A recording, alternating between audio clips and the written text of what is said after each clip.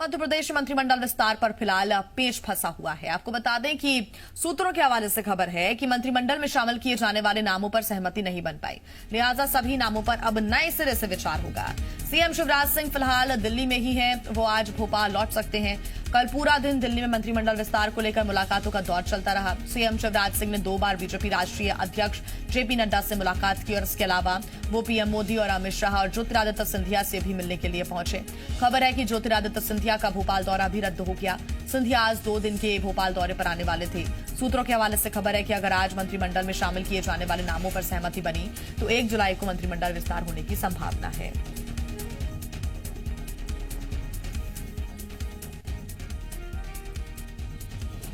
और इसी पर ज्यादा जानकारी के साथ जी मीडिया संवाददाता दिल्ली से राहुल मिश्रा हमारे साथ लगातार जुड़े हुए हैं। भोपाल से विवेक पटैया हमारे साथ लगातार जुड़े हुए हैं। राहुल, ऐसा लग रहा था कि मुलाकातों का दौर जारी है और अब आखिरी मुहर लगना बाकी है। जो पेच फंसा हुआ है वो शायद इन मुलाकातों के बाद जो कंफ्यूजन है वो दूर हो जाएगा। शिवराज सिंह चौहान भोपाल पहुंचेंगे और फिर उस लिस्ट का अनाउंसमेंट भी करेंगे, लेकिन मुलाकातों के बाद पेच और ज्यादा फंस गया ऐसा लगता है। अब नए सिरे से नामों की चर्चा होगी।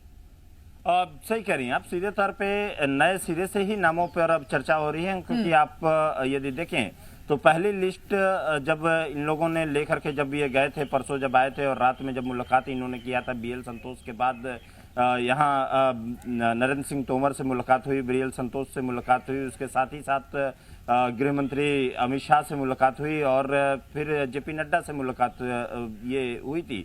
उन मुलाकात के बाद लगा कि कहीं सीधे तौर पे लिस्ट इनकी तैयार हो चुकी है और उस पर एक मुहर लगा लिया इन लोगों ने। लेकिन कल जिस तरीके से फिर उसके बाद घटनाक्रम चेंज हुआ और कल जिस तरीके से देखा गया कि सबसे पहले ये अमित शाह के पास गए थे और उसके बाद अमित शाह के पास जाने के बाद फिर उसके बाद ये तुरंत सिंधिया के पास गए, सिंधिया से मिलने के बाद फिर उसके बाद लौट करके जेपी नड्डा के पास ये आए थे और फिर उसके बाद नरेंद्र सिंह तोमर से मुलाकात हुई थी और नरेंद्र सिंह तोमर से मुलाकात करने के बाद फिर रात में जेपी नड्डा से मुलाकात करना, इससे ये साफ सीधे तौर पे लग रहा है कि यहाँ पे कहीं ना कहीं, और जो हमारे सोर्सेज हैं कि बता रहे हैं कि कहीं जो एक पूरा एक जो खाका था, जो लिस्ट थी, उस लिस्ट में कहीं पेच फंसा हुआ है और उसमें प्लस माइनस का वहां पर सीधे तौर पे राहुल, सूत्रों के हवाले से क्या ये खबर मिल पाई है कि किन मुलाकातों के बाद ज्यादा पेच फंसता हुआ नजर आया? ये मुलाकातों में कैसी चर्चा हुई है?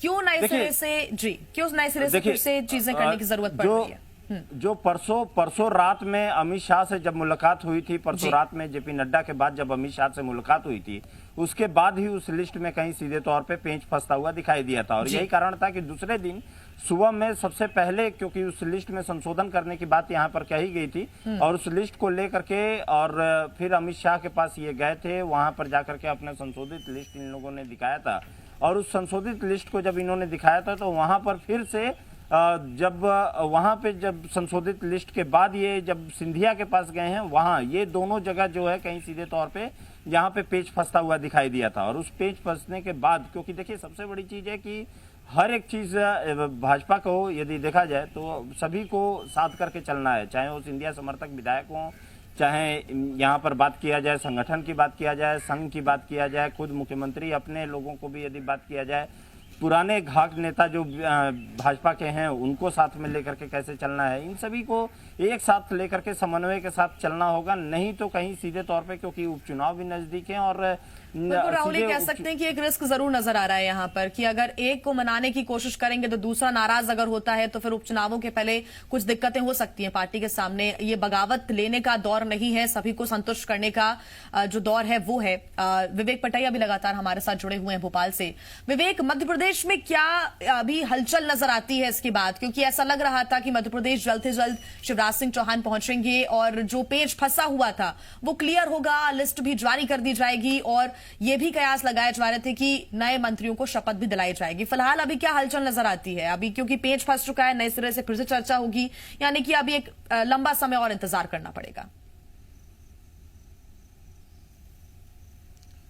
जी हाँ, मंत्रिमंडल विस्तार पर जो भी हलचल है वो फिलहाल दिल्ली में है और मध्य प्रदेश में तो लोग इंतजार कर रहे हैं कि कब मंत्री मंडल की सूची लेकर प्रदेश संगठन और मुख्यमंत्री भोपाल पहुंचेंगे और कब राजभवन ये सूचना जाएगी और कब आनंदीबेन पटेल भोपाल पहुंचकर जो है इन मंत्रिमंडल विस्तार में शामिल मंत्रियों को शपथ दिलाएगी। ये इंतजार है, लेकिन दिल्ली में जो हलचल है उससे ये बात साबित हो रही है कि कहीं न कहीं केंद्रीय हाईकमान भी इस पूरे मसले पर एक मत एक राय नहीं है प्रदेश संगठन और मुख्यमंत्री की राय से, और यही कारण है कि पिछले 2 दिन से ये मंथन लगातार चल रहा है। कल तय कार्यक्रम के अनुसार मुख्यमंत्री को लौटना था, लेकिन वो नहीं लौटे। इसका मतलब ये साफ है कि नए सिरे से फिर मंथन हो रहा है।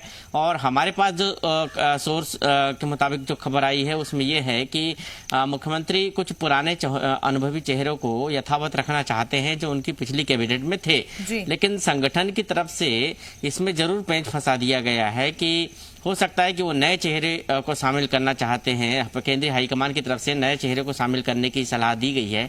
ये तमाम बातें हैं, लेकिन सिंधिया समर्थक और कांग्रेस से बीजेपी में आए, क्योंकि दो प्रकार के नेता जो है वो कांग्रेस से बीजेपी में शामिल हुए थे। कुछ सिंधिया समर्थक थे जिनकी संख्या 16 से 17 थी, और बाकी जो बचे थे वो सब जो है वो कांग्रेस के थे, अलग अलग खेमे के विधायक थे।